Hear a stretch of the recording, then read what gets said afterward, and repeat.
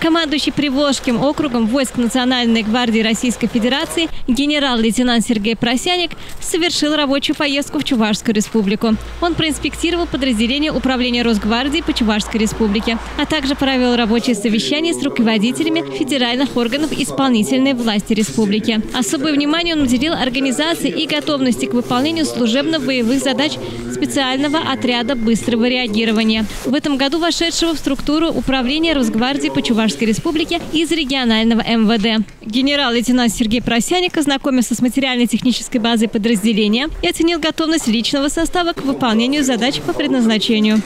В рамках визита командующий Приволжским округом встретился с главным федеральным инспектором по Чувашской республике Григорием Сергеевым и руководителями федеральных органов исполнительной власти. Он обсудил с руководителями вопросы служебно-боевой деятельности территориального органа Росгвардии, его взаимодействие с органами государственной власти региона, а также участие ведомства в обеспечении правопорядка и общественной безопасности. Елена Яковлева, пресс-служба управления Росгвардии по Чувашской республике, «Жизнь столицы».